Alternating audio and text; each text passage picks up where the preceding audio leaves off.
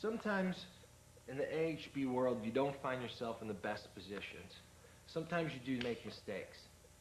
But the good thing about it is you can recover from those mistakes. God forbid, for me anyways, that I find myself in a situation where I am either side-mounted or top-mounted, or I'm not in a position where I'm in an advantage, where I feel I'm at a disadvantage. And obviously for everyone who's played around in a dojo or has been in an AHB fight, you know what positions I'm talking about. When you're side-mounted or when you're in a full mount. That means I am being side-mounted or I am being mounted. It's not a comfortable place to be, but it's not a hopeless place to be. From those positions, you have to stay first calm and understand that you do have options and you do have escapes from those. And second is you have to definitely protect yourself in those positions. You can't take abuse in there and expect to get out of those positions.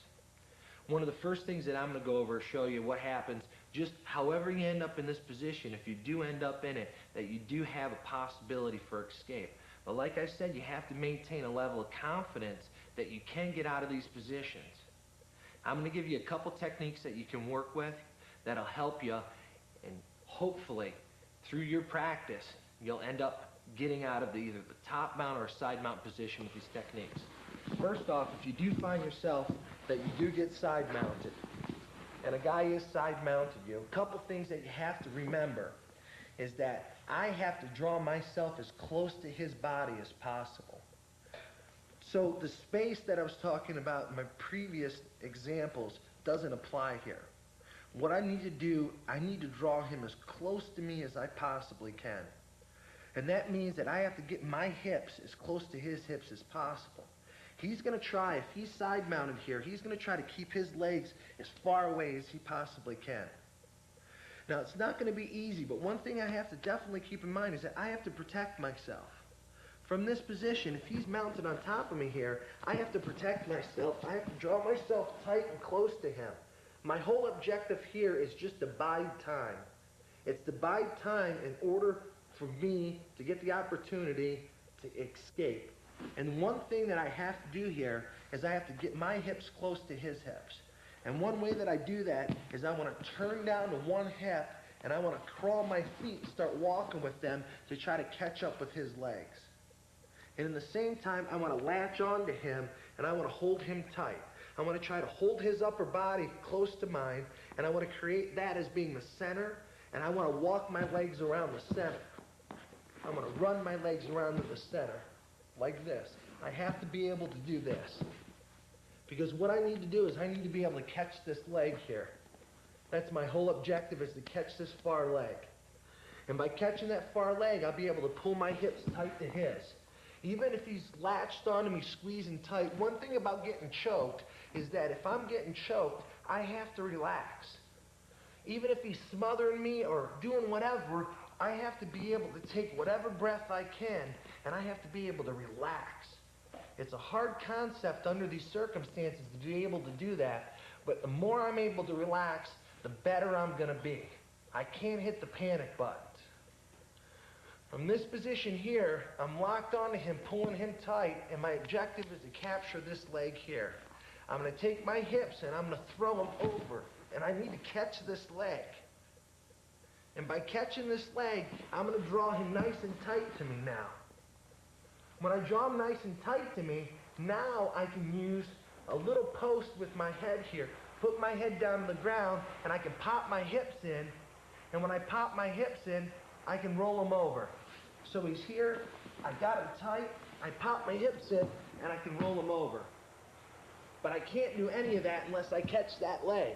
It might not be the first attempt or the second attempt. I might have to maneuver here. Finally, I catch his leg. When I catch his leg, I'm going to pull it tight, and I'm going to hold it. I want to hold his leg. I can even pinch it if I get it here. And if I get his leg here, I lock onto him. And when I lock onto him, even if he released any post on me, and he releases his hand and stops me from rolling, now I start scooting, I can slide back out. Like I was saying, in these particular positions, in a side mount position for him, or in a top mount position for him, your primary objective is to protect yourself. You got to pull yourself close and tight to him so you can stop him from effectively administering any kind of blows to you. The second thing that you have to keep in mind is you have to take your hips and you have to get your hips as close to his as possible. It's really important that you do that. You don't want space here as much, because what you're going to utilize is you're going to utilize a roll technique, and with that technique you need to keep him as tight as possible. So what you have to be able to do is take your hips, you have to be able to do this with your hips. They have to be able to be this clean and free. Even if he's locked on you tight here, if he's smothering you or choking you, you have to maintain a level of relaxation in here to be able to get your breaths when you can get them. If he's smothering you or not, you can't hit the panic button. All you have to do is relax, because you're going to get a chance to get out of this. All you have to do is maintain a level of confidence when you're in here that, okay, made a mistake, now we correct it. And the way that you correct it is you lock onto him tight here, and what I'm going to do is I'm going to throw my legs as hard as I can from one side to the other, and I'm going to capture this leg. And I have to throw it hard in order to be able to do it. I might have to run my feet around, but my whole objective is to capture this leg. And I want to run around and capture this leg. And see, when I get to this point, I know that I'm almost there. I want to hook that leg. If he's a good top guy, it's going to be a difficult task, because you might have to hold him here, you might have to run and scoot here, and then finally you're going to reach over and you're going to be able to capture that leg. And when you capture that leg, what you need to do is you need to pull his body as tight to you as you can. And then what I'm going to do is I'm going to arch up with my head and pop him and roll him across my body here.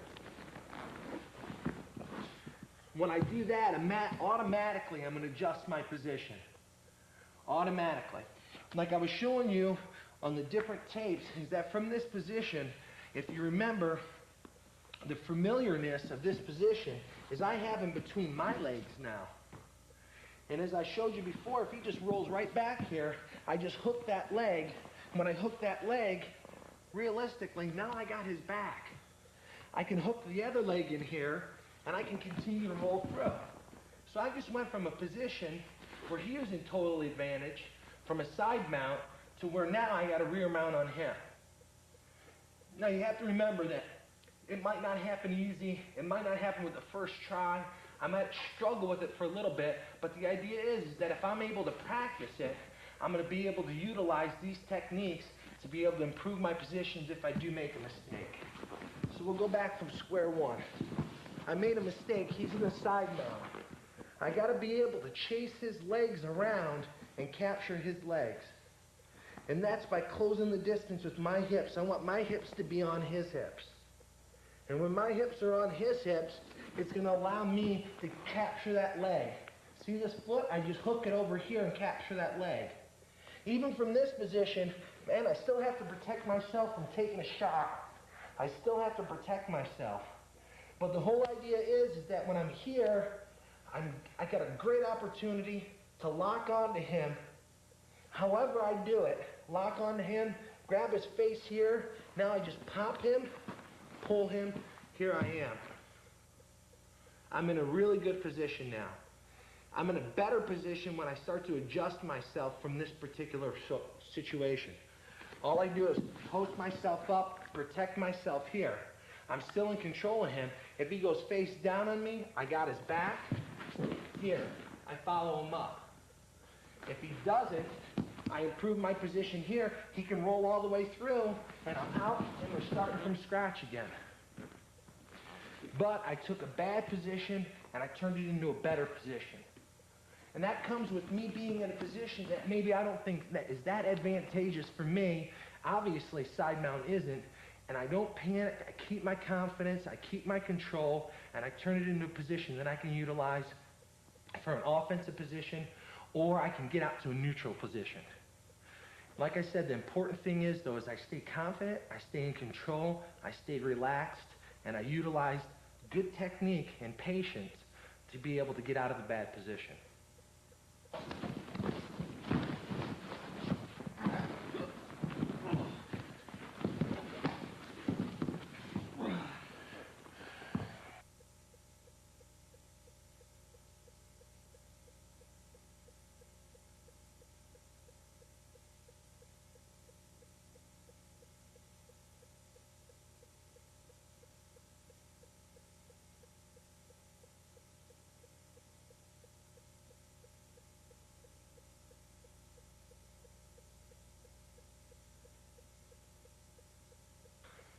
sometimes, worst case scenario, you could find yourself in a full mount position. Even sometimes, even though that I consider myself to be a good technician, I could make a mistake and I could end up with a guy in a full mount. Like I said, from the side mount position, is that there's a couple things that have to happen. One is I have to keep my composure. I have to know that, you know what, this is not the end all. The second thing is I have to protect myself. I have to keep myself from taking any kind of blows or strikes that would give him an advantage and give me a disadvantage by either cutting me or opening me up for submission from the top position here. I know that, you know, I'm in a bad position. I know that I have to improve this position. There's a couple things that you can do. One is to keep away from the strikes, is when a guy's in a top position, you can obviously pull him close and tight to you. But that's not good enough. What I need to do is I need to improve my position. And improving my position, I need to get on top of him. Or I need to get out from underneath this position. The Brazilians call this the mount. I call it, actually, it's an opportunity. Most people don't look at it like that, but if I do end up in this position, I have an opportunity to improve my position. I have to stay composed, relaxed, no matter what is happening here. If he's choking me, smothering me, I need to stay relaxed. He can choke me, and he has to get something really tight in order for me to really even have an idea that I want to give up in here. I have to keep my head together. One thing that I like to do from this position is definitely I do a trap down. And what I mean by that is that if he's striking me, I deflect and I trap down his arm. And from this position here, as I come up here and I lock and I trap. And from this position, it gives me a great opportunity to be able to arch and pop and roll. And you'll see what I mean by that. If he's striking here and I'm protecting against him here, I push away, and when I push away, I pull down with my other hand and I trap him. And when I do this, it's not going to end the fight. I'm not going to be able to submit him from here, but I want to improve my position. The way I improve my position, I dig in with my feet, I want to pop him up, and I want to arch on my head. At the same time, I want to take him over. And when I do it, it happens in a matter of seconds. It's not a slow motion. And repeatedly, what I've told you is that when you're doing these, you do them with explosion, you do them with power, and you do them with confidence. And you gain all that from your ability to get in the practice room and train and train and train. It's not going to happen easily. I might be in that mount position. I might take a couple strikes. I might take a couple, shots that I don't want to take. But you know what? I'm still thinking, I'm going to get out of this. I'm going to improve my position. I show it to you again. If I end up, and he ends up in a mount position, however he got here, I definitely, if I have to protect myself from at the beginning of this and pull him close and tight to me, that's what I have to do. My objective here is to deflect just one of his punches, just deflect it. Or I can try to control one of his arms here and force him down. I want to grab his head, pull him down here, and I want to force that arm down. I want to lock it. Now, even if he wanted to, he couldn't keep me down on the mat right now. He cannot stay on top of me. He can fight with me, but the second that I lock my hands here and I pop up and I arch, it doesn't matter if he tries stretching me out or not, I'm going to be able to roll him. He can lock full grapevine if he wants. Here, and I can still pop and roll him. He loses his point of balance. Now you know what? I'm into my guard, his guard, and then I go through all the series of escapes that I went through in the guard position. I improved my position. I didn't panic. I stayed relaxed. I knew that I could improve my position, and I went ahead and did it. And that's the mentality that you have to understand. No matter what position you find yourself in, if it's not an advantageous position for you, you got to look at it as an opportunity to get into an advantageous position. One thing you have to understand is that maybe I didn't make it as clear as I should, is that in this position, your leverage is your ability to be able to pop your hips and utilize your hips. They're the strongest part of your body, and use your head as a post. And when you do that, you take him to the side that he has no balance to. If I wanted to take him to that side, all he had to do is take this arm, and post that arm there, and I can't buck him off. If I don't control any part of him, and his arms are flat out like this, here, I can't get off. There's no way I'm going to be able to get away from him. No way in the world. The second, though, that I trap, even if I use an outside trap instead of an inside trap, even if I trapped him here, I'm still going to utilize the same principles as I utilized when I trap his arm on an inside trap here. I'm still going to utilize the same principles. And those principles are, is when I do this, is I trap here, I'm lifting and I'm rotating. Watch my feet here. I'm high-legging over. I'm popping him up and I'm high-legging over. I'm turning my hips. I want my hips to be parallel to the ground. Right here. You can do this drill all day long. Trap his arm, rotate. But watch what happens is I'm popping here. He can grapevine as hard as he wants. He can try and straighten me out. And all I have to do is just high leg over. When I'm high legging over, I'm arching on my head. That gives me a little pop. I'm popping. Rotating on my head, over. You have to do that drill. You can do it without a partner. You can get down here without your partner, and you can practice this. This is all I'm doing. Here, here. Over. Over and over again. That's the principle behind it. You don't have to panic. All you have to do is maintain your composure. Know that you can improve your position. And if you can improve your position, you're going to stand a good chance that you're going to be able to submit him either with a lock, a choke, or submit him through strikes. But you have to maintain your composure. That's the most important thing.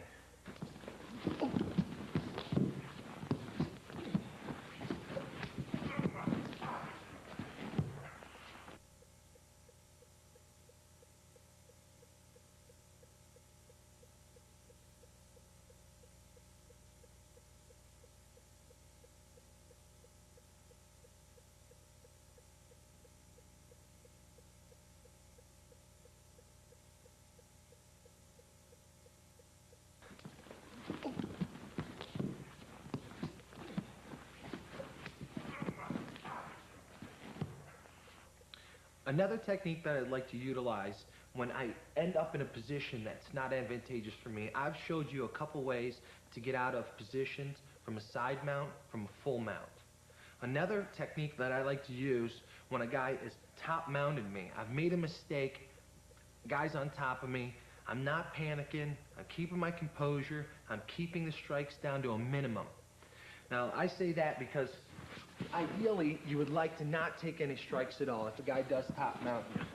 But sometimes you don't have that option. Sometimes you're gonna have to protect yourself, but sometimes you're gonna end up taking strikes. What I like to do is I like to pull the body close, and I showed you this before. I'd like to pull the body close for a couple different reasons. One is I showed you this escape from here, the headlock and rolling. I showed you the drill you can do. I showed you a side body lock from here and being able to reverse. Now also, what I would like to show you is if you have the idea that you cannot do a submission from here, you can. What I like to use is I like to use these key locks. You can utilize them to either side. And like I said, through this whole process, when I execute a technique, I have to do it with confidence, I have to do it with explosion, and I have to do it with commitment.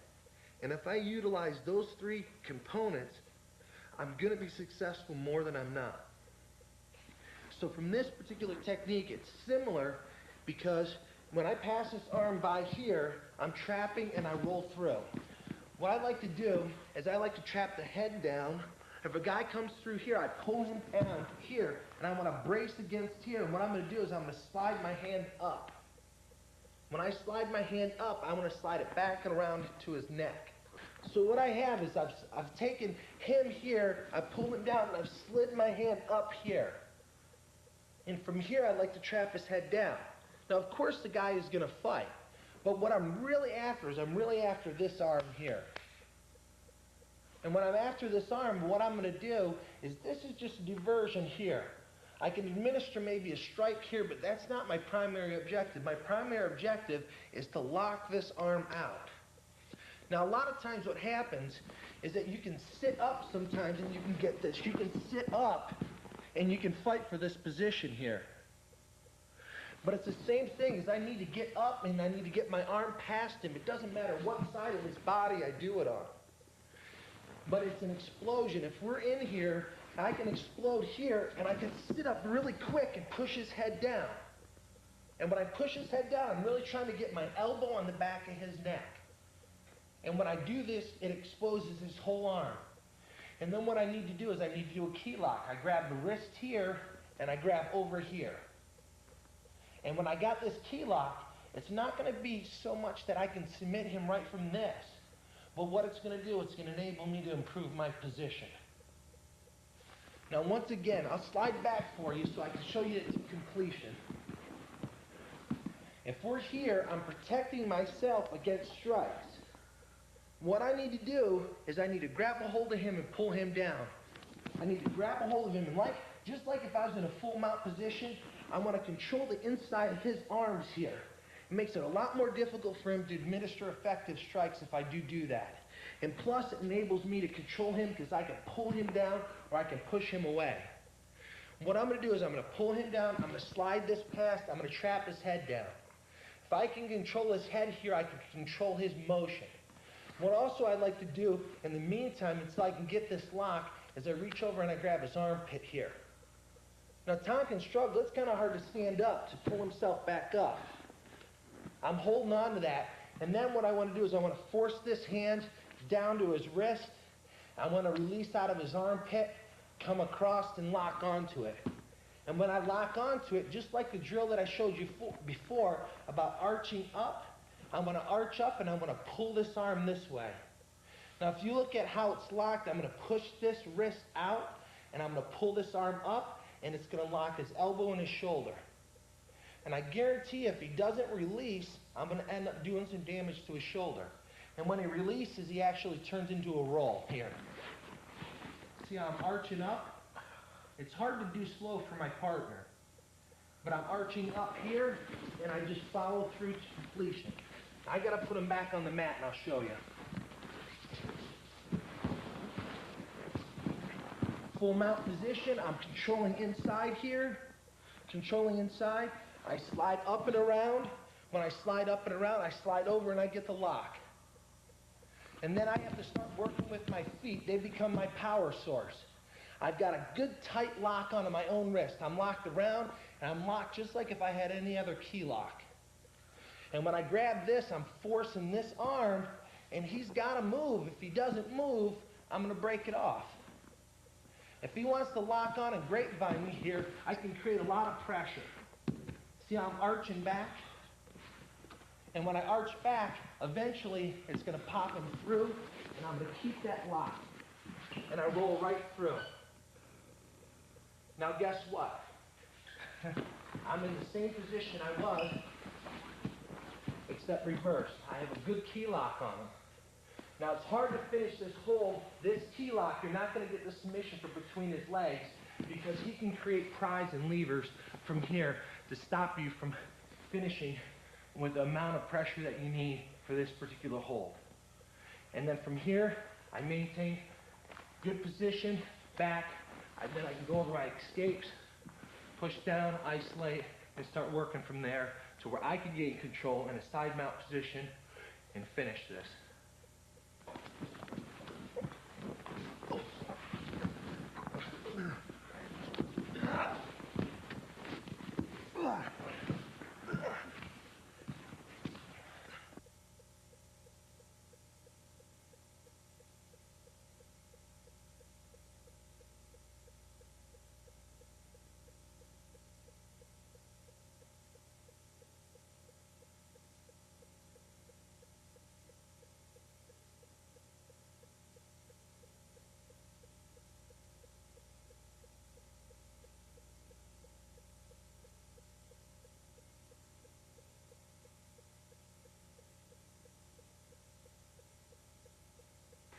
I've showed you a couple techniques to escape from the mount.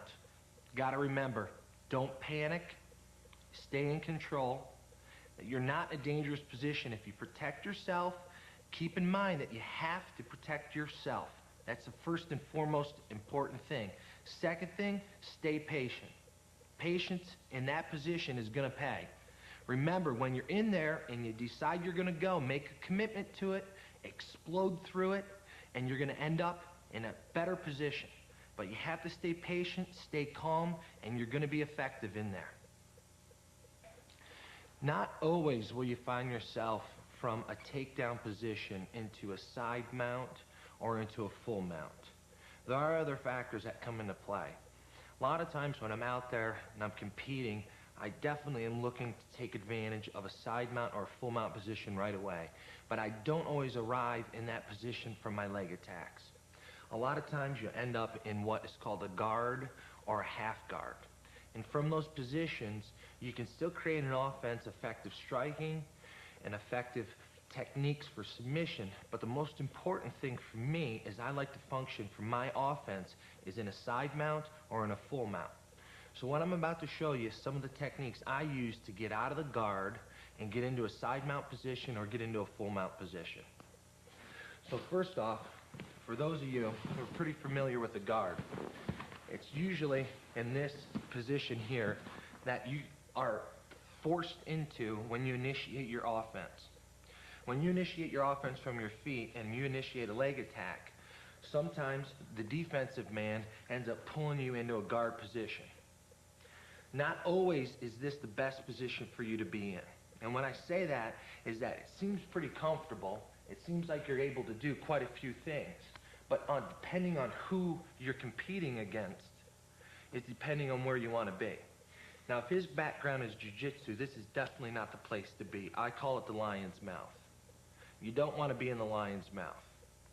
It gives him an opportunity, if he's a jiu-jitsu guy, to be able to execute his offensive holds, his submission holds from this position. He has all the opportunities for arm bars, triangles, and a variety of other submissions.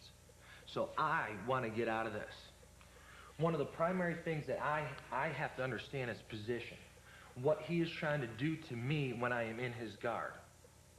One thing that jiu-jitsu guys try to do is they try to create space. When they create space, they're either going to block you here, take their legs, and they're going to push you here to create the space, still controlling your arms. Now they can control the distance which they let you in and out. And that enables them to attack you and push you away to stop your counterattack. They'll retract their knees in and let you come in to attack, to strike, and then push you back out where you can't strike back. What you really have to understand is that you have to protect yourself in this position. Normally, if I attack offensively and I end up in the guard, immediately from this position, I want to be able to control my base, and I want to be able to control his hands. That's immediately. Those are the primary things that I've concentrated on, because I do not want to get swept from one. I don't want to have a narrow base, and I don't want to have him control my arms and trap my arms. Immediately, right away, what happens is you end up losing position, and that is not good. Because when you start losing position, you're going to end up losing the fight. Immediately, I control him, and the way that I do this is I want to control his hips. Like I said, from some of the top mount positions that I showed you and some of the rear mount positions that I showed you, the most important thing is to control the hips. And I'll keep reiterating this over and over again, is that hip control is the basis for everything. Hip and head control. And if I'm able to do that from the ground, control his hips here, I'm able to control what he does. Depending on if you're fighting in a ring or in a cage or on the streets, you have to look at your surroundings, and you can utilize your surroundings to your advantage. Usually I like to take and push my opponent to a position where I'm going to be in an advantage. It's a third man. Say the fence, the rope, or a curb or a wall would be the third man. That helps me control whether or not he can slide and move. But for us right now, for our purposes, we're just going to say there is no third man. How do I go ahead and how do I get out of the guard? It's not an easy task, but with some good technique, you're able to do it. The first thing I like to do, like I said, is position myself where I control his hips. Then I want to protect myself from his strikes. I don't want to extend my hands and get him away from my body. That's definitely a no-no. What I like to do is I like to keep my elbows here, and I like to just reach out here and reach out here and trap his arms. And for me, I usually keep my head buried down. And the only time I'm going to pop my head up is when I start to break the guard. So I like to keep my position right down here. Now it stops him from striking me, and it definitely can keep me from getting in bad position. I don't want to get extended in a way. When I get extended in a way, I set myself up to get arm barred or triangled, and I don't want to play that game if this is a jiu-jitsu guy. If he's a stand-up fighter, it changes the game. But for right now, we are, for our purposes, saying he's a jiu-jitsu guy. Okay? So from this position here, I'm in tight with my elbows. I am tight here with my hips. I'm controlling whether he slides or not, and I'm controlling his arms. Now, if he starts sliding around, I just want to improve my position here. I want to stay nice and tight with him, effectively keeping him from striking me. I don't want him to be able to push me down to his belly. I don't want him to have any of my part of my head on his belly. It's just not a good position for me to be in. And you'll understand this if you study jiu-jitsu, what I'm talking about. If not, the concept for him is he needs to push me down to his belly. He needs to extend my arms out, and then enables him to swivel his hips so he can trap an arm for a lock, or he can get a triangle, or he can get in a definite better position for him. So I want to control this position. I want to be right here. There's a little cut for my head. That's about where I want to be. And I want to control his arms. And I keep reiterating this because it's a really important point right off the bat. So if I'm standing up, and we start from a stand-up position here, and I come down, and I take him down, and he pulls me straight into the guard, immediately from this position, I want to start adjusting myself, and I'm going to come here, and I'm going to start hand fight. I'm going to control his hands right off the bat. And in turn, I'm controlling his hips. For me, what I like to do when I start breaking the guard, and this is what helps a lot, is that you have to understand what leg is crossed. If he's crossed top leg over whatever side it is, you figure that out. Now I said the only time that I pop up is when I'm going to break his guard. One thing that helps break his guard is I create space. Good way that I create space, go ahead and relax, is that I take my knee and I set my knee right underneath his butt. It helps create leverage. Now, if you're working with traditional kimono with a belt on, it makes it a lot easier. But not always do you have that luxury. So if he's locked around me here, I want to push down on him from here, push down on him, and I want to stuff my knee underneath his butt. See, I lift up his body. That makes it a little harder for him to hold me. Makes it a lot harder. It doesn't matter what side I do it. I push him down on the ground, pick up with my hips, and I stuff my leg underneath his butt. Right there. I'm still staying balanced. Now it makes it a little harder for him to be able to hold that guard position. My leg is right underneath between the cheeks of his butt. Now from this position here, I'm going to start working inside. Now if he had a traditional kimono and a belt on, it'd be a lot easier. He doesn't. I have to work with what I have. I want to put pressure right here on the inside of his legs. Pressure right here on the inside of his legs. Like I said, what happens from this is it happens quickly. Is from this position here, I pop up. If he keeps that lock tight, when I pop him up, he's going to create a little bit of space underneath him. When he creates a little bit of space underneath him, I stuff my leg underneath him. It gets him raised up, and it creates a better leverage for me to be able to break his hold. I want to pry down here. It spreads him out. What I like to do is I like to isolate one side or the other. I'm going to isolate. And it doesn't matter if a jiu-jitsu guy comes up and he blocks me here or not, because there's a couple holds that I'll show you out of here that are pretty effective submissions. But for right now, we're just pretending that you're blocked here, you're blocked here. What I like to do from here is I do a shin slide. And it's not a nice thing to do, so you got to be careful with your training partner. So I take my shin, slide it across his shin, and I trap that leg down. Slide it across, and I sit. Now you have to understand, it is pretty painful, so you got to be careful with your training partner. This ankle bone right here is where I want to slide across and I want to meet it with my ankle bone right there. I literally shin him right there. And if I sit back on that, it's pretty painful. Don't want to hurt my training partner, so I have to do it kind of lightly. I slide across shin to shin, and you'll understand the first time that you try this exactly what I'm talking about. I want to slide my shin bone right on the inside. It's sensitive on the inside of his shin with the front part of mine, which is less sensitive. And I'm going to grind it. Now you come from this position here, you isolate, you push down, and you come right to shin, sliding. Now I've isolated this leg. It's a lot easier for me to work against one leg than it is for me to try to challenge both of his. I'm still controlling this here. He can sit up, he can do what he wants, I'm still protecting myself. Now a lot of jiu-jitsu guys will start to slide, start to move, that's perfectly fine. I've trapped the leg down. That's all I wanted to do is trap a leg. When I trap that leg, the next thing I do is I come with the knee that was underneath his butt, I come over the top.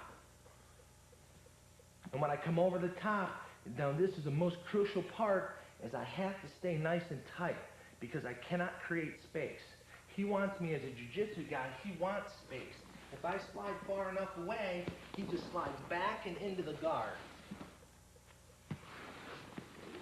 What I need to do is when I trap that leg down and I'm on that leg, I need to slide as tight as I can with the other leg. So I come from underneath his butt, I slide down this crevice of his leg right here. And when I do that, I'm going to drop my hip down and I'm going to pull my foot through. Right to here. Now I'm back to positions that you've seen earlier in some of the tapes. I can work from these positions here into some of the submissions that I've showed you earlier.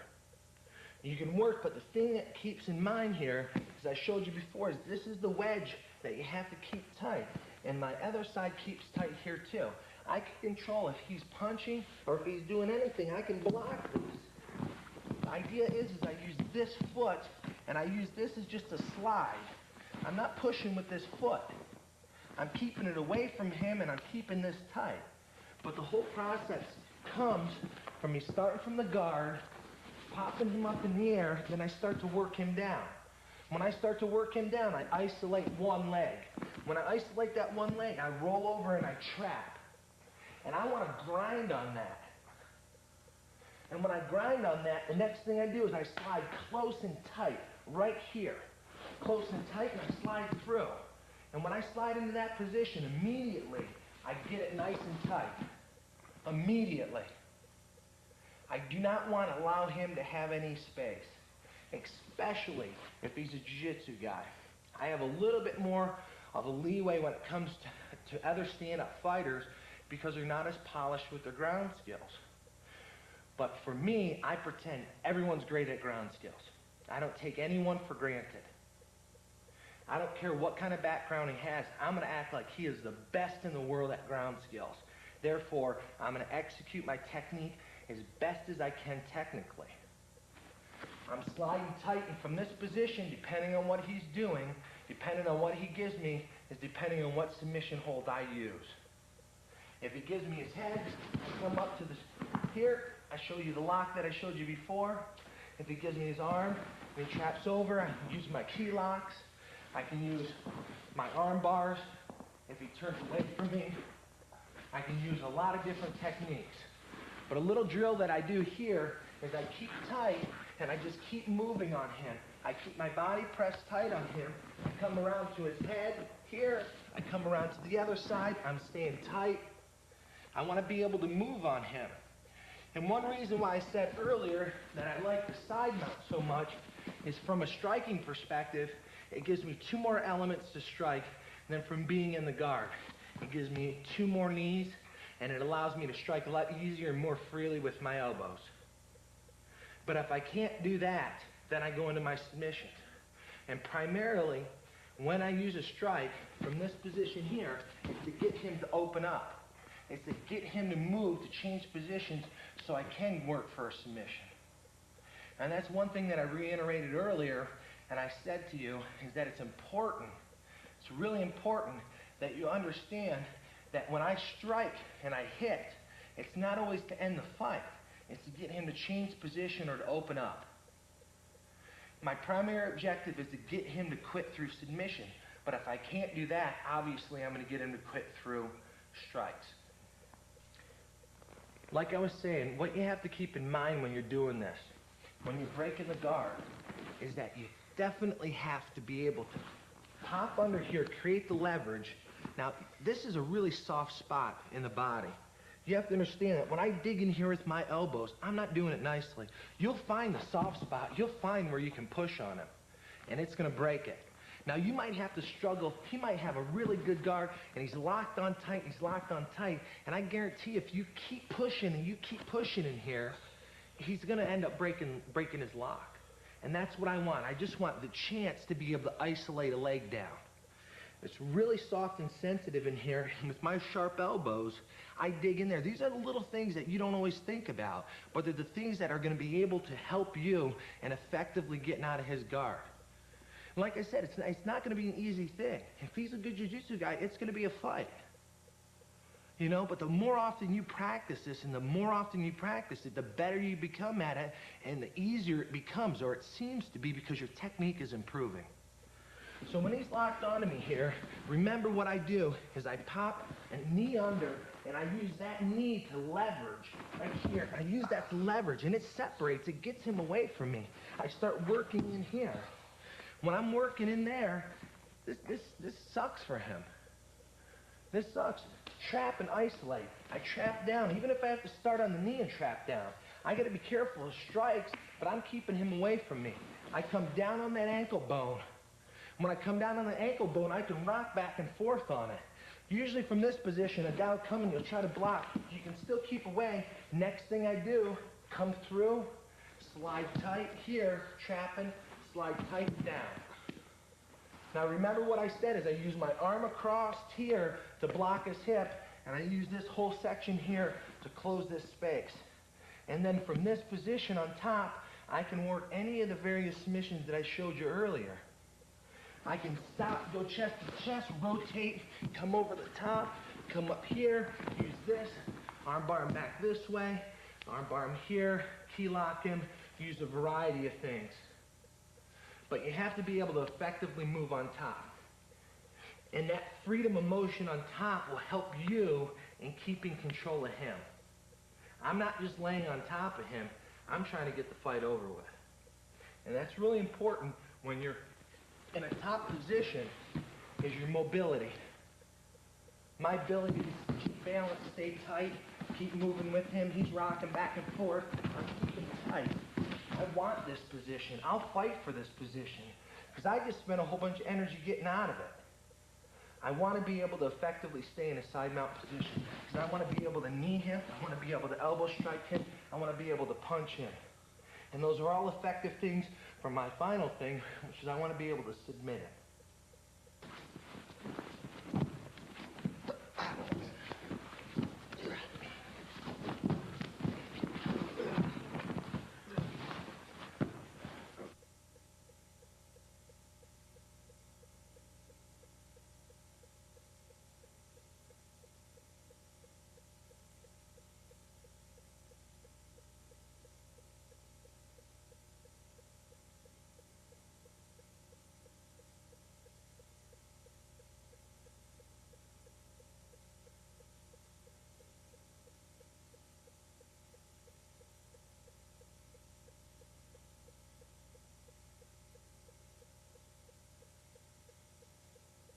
Another position that I get into from the guard, sometimes if a guy's not fighting me from a closed guard, he's not fighting me from a closed guard, he's fighting me from an open guard.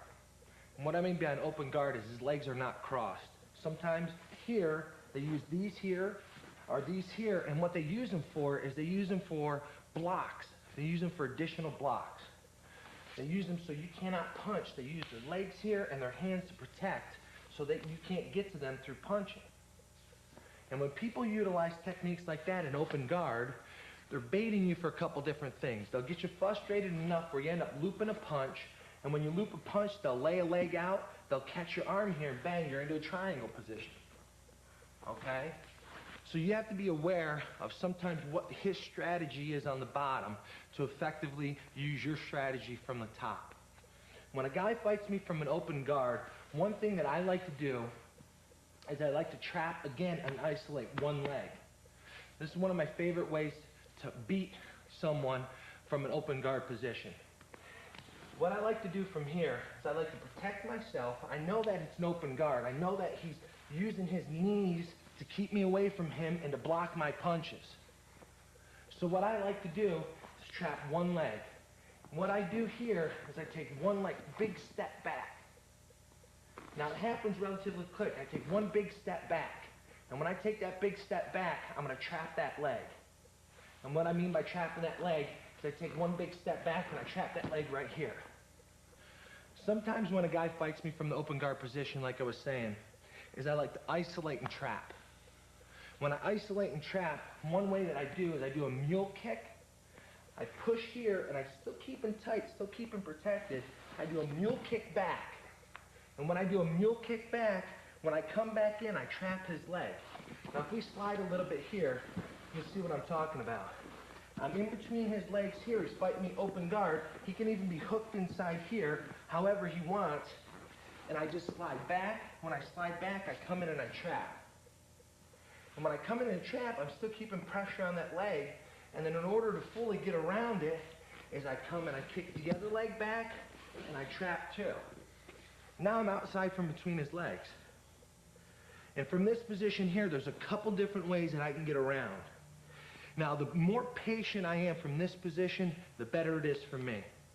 I don't want to hastily just try to run around him from here, because a good jiu-jitsu guy will be able to slide, maneuver his hips to be able to pull you back in the guard. One little technique that I like to do once I trap that leg is I take my outside hand and I reach underneath him and I grab his foot. I grab his foot like this. Now I'm really in control. When I grab his foot like this, I can block his knee here, and I can do the same type of slide that I showed you earlier. Except this time when I push down here, I push and pull it here and slide across.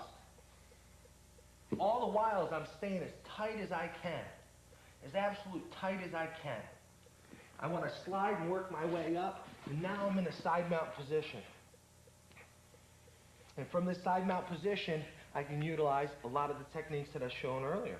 But you got to remember is that for him, a jiu-jitsu guy, he's going to try everything in his power to pull you back into a guard, a half guard, or he's going to do and try to escape from you or get away from you. Most important thing you have to do is you have to keep the space nice and tight.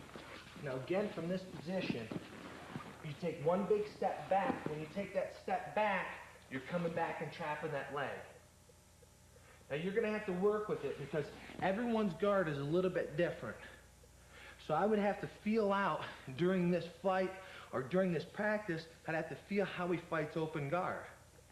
And from that open guard position, I'm here, I'm working, I take that big step back. When I take that big step back, I come in and trap.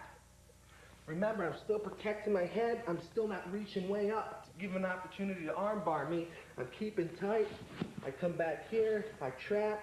Then if I want, I reach right across from here and I grab his foot. When I grab his foot, I push here. When I push here, you notice what I do is slide right across. When I slide right across, I come back in, cover position. Keeping tight the whole time. I don't want to create any space. If I give him any space whatsoever, he's just going to slide back in. He's going to slide back in to the guard position. Any space whatsoever. Usually if a guy gets on top here, and he has any space whatsoever from this position, if he gives me any space, this guy's going to push him around, and he's going to try and create that space and pull him back into the guard. Therefore, you want to maintain as tight a position as possible. You want to keep as tight as possible. You don't want to give him any opportunity to pull you back in the guard because it does take a lot of energy and effort to get out of it. So once again, from the guard position here, open guard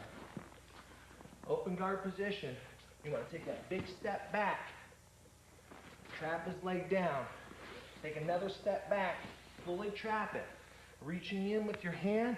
If you can't get it with this hand, a lot of times what happens is you block this down here, block it down, and you slide across. But remember, there's a lot of space there. So immediately I have to work on covering that space. Really important, really effective.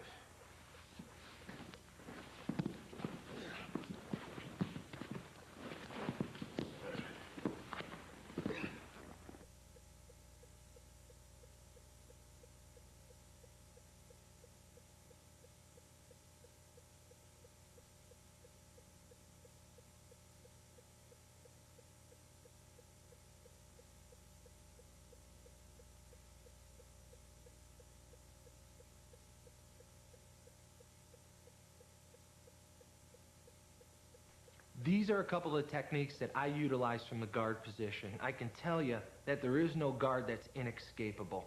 You can take the fundamentals that I've taught you here and you can escape any guard that you're in. One thing you have to remember is you have to be patient. You're not going to be able to get out the first try or the second try on some people, but you got to understand that if you stay patient, use the fundamentals, that you can escape from the guard.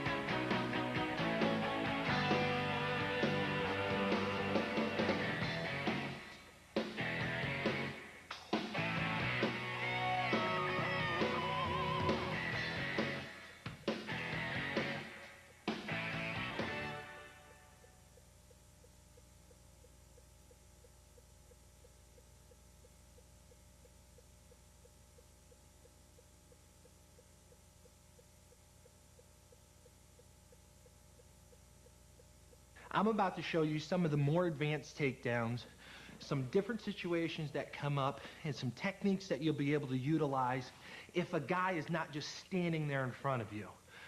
Important thing to remember, like I've said on my previous tape in the fundamentals, is that you always have to capture a leg. Doesn't matter how you do it, it matters how you're going to finish it.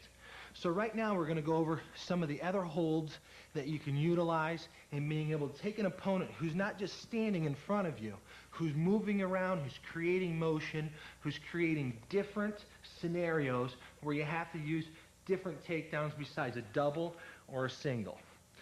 Right now I'm going to show you one that I utilize, and it's called a fake step. And what the fake step is, literally, to make it happen, is I'm taking a fake step across his body. I'm coming into his striking range, into his kicking range and his punching range. But I'm only going to stay there for a second before I close the gap.